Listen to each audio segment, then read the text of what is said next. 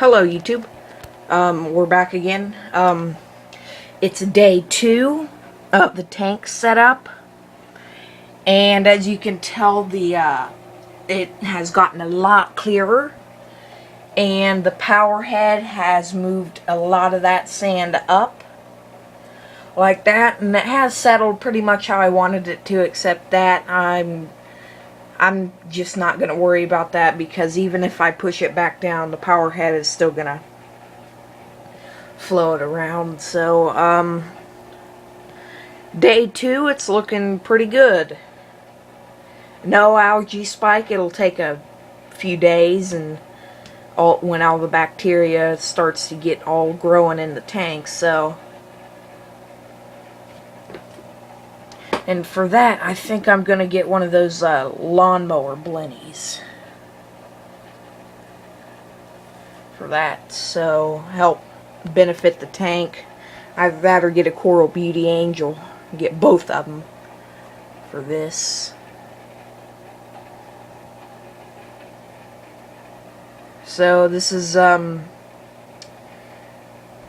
day 1. Hey everybody, today is day 17 of when I set up the tank. So right here, as you can see, I have some algae or bacteria growth growing on the sand right now, and some on the rock and stuff.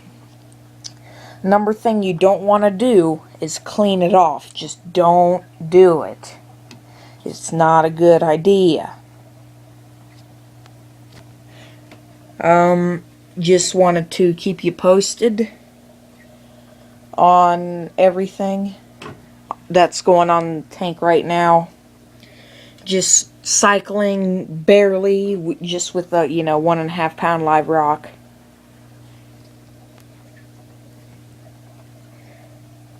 So when this does grow, like I said before, just don't clean it off.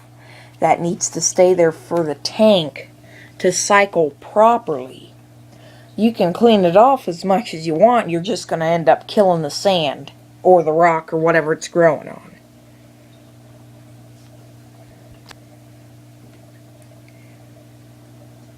Because there are people out there that don't like it and will clean it off. But it'll eventually starve itself out, and it will just go away.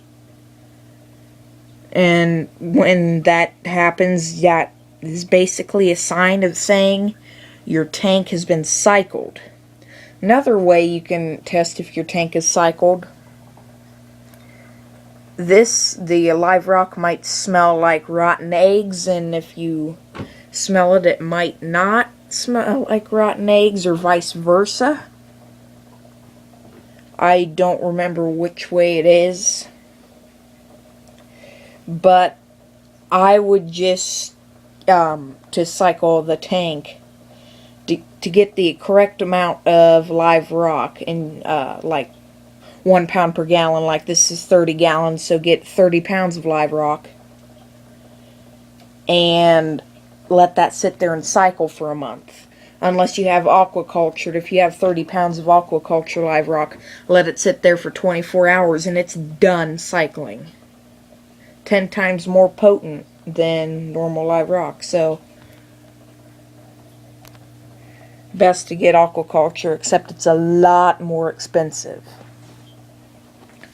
So, if you're wanting to do it more cheaply, normal live rock is the way. Normal live rock is the way to go, but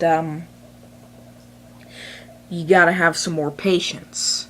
It's either patience and waiting versus more expensive and not having to have very much patience at all. So I think it'll be worth it when it's all done.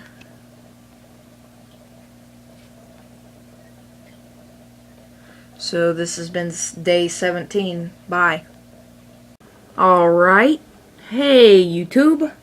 It is day 35 of the saltwater tank cycling. And right now, you can, right there, it's a young bristleworm.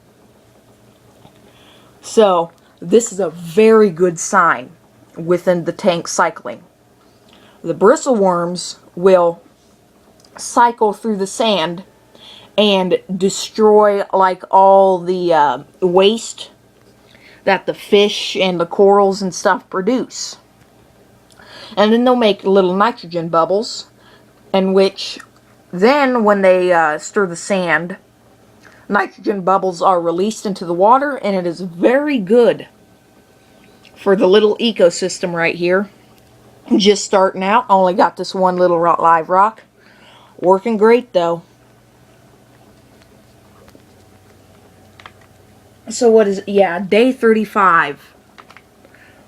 And I'm already at this point still at the one live rock margin. Haven't got a chance to get one yet. But very nice.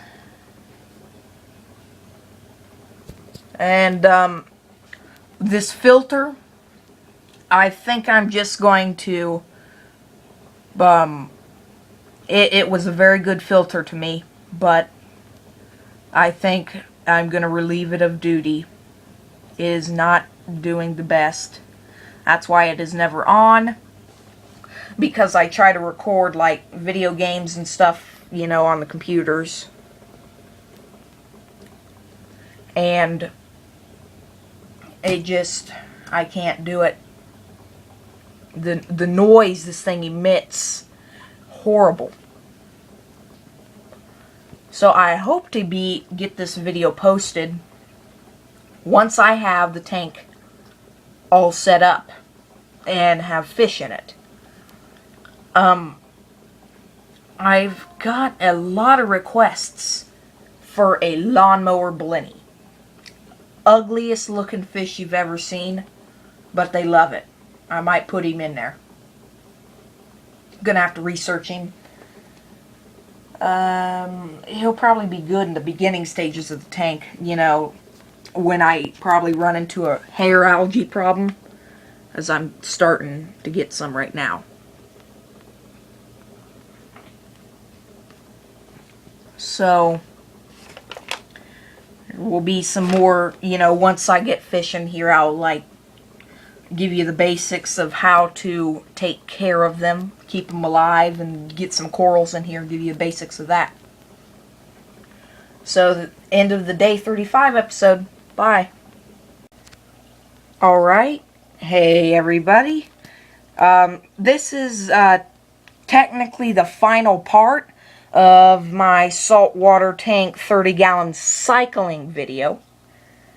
Cycling. There will be a lot more saltwater videos to come, but after this I will put it on the computer, edit them all together, and we will have a new episode on YouTube.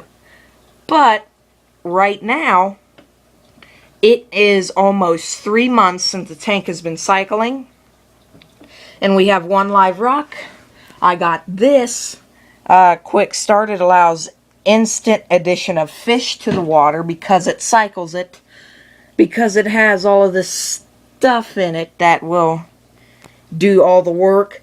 It is time that I put the fish and the crustaceans and mollusk in there, but first let me introduce you to them. These are 2 Sergeant Major fish. They squeak like a mouse to ward off intruders. Hopefully it won't drive my dog nuts. And I have 2 blue leg hermit crabs, and I can't remember what the snail is. I know it's not a Nasserus snail, but can't remember. And pretty soon I will be moving the clowns and these crabs. Well, these crabs, those are just shells. And the snail, which I have not seen for months, and I thought it died, but there it is for the video, and the rock. And that's good. But I forgot to do one thing. Hydrometer. You want to test salinity of the water. And the water is cold too. salinity is awful high. Awful high indeed. But they're damsels technically, so they will not really be affected by this. So now I'm going to release them into the tank. Never, ever pour the water from the store into the tank. You could damage everything, but in this case I don't think it would matter since they're the first fish, but still don't do this. Alright, for right now I'm going to turn the camera over to my little brother while I get the fish into the tank. So here, try and capture me what I'm doing other than me getting the fish into the tank. Alright. Should be fine.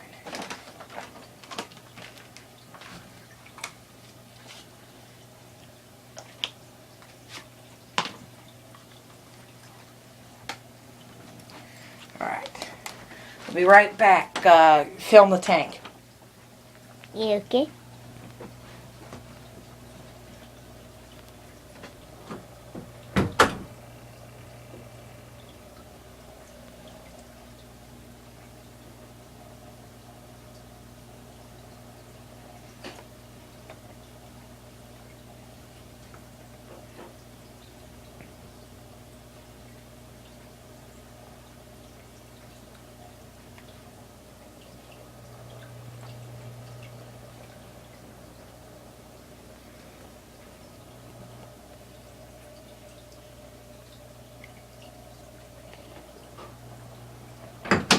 Alright, let's move. Okay, you can film me now. Be free. Hopefully, you will survive.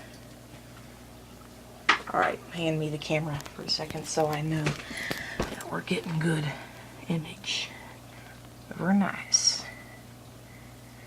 I should be not holding that. Okay, now I'm going to release the snail, hopefully, with no suction cupping.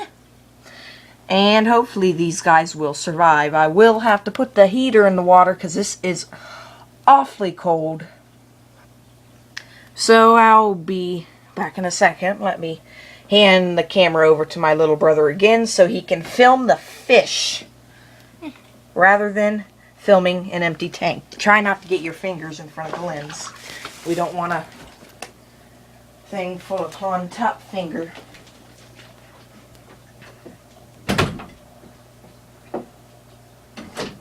Excuse me for a second. I forgot the most important aspect of this, the net.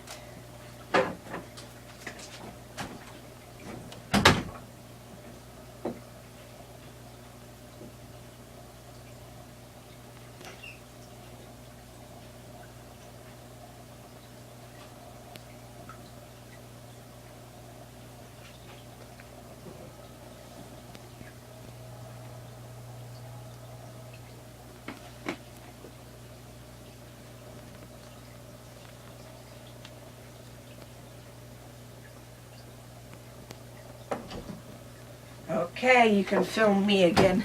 Alright, now we're putting the snail and the crabs into the water. Okay, there they are. Hang that back up. With the light on it now. Turn the camera over back to me. Okay, so now that we have this through, hopefully they will make it. I shouldn't have put them crabs down there. I doubt that they'll ever be able to climb up because it's constant flow. You know, I could add some fresh water to this to lower the salinity. But I guess that is pretty much it. Here's a shot. The snail was coming out. But that is pretty much it. The next time I will film is the moving. But this is all the parts that I need for this one single episode. So I hope you guys have all enjoyed. Please like, rate, and subscribe. Always follow me on Twitter and like my page on Facebook. Thanks. Bye.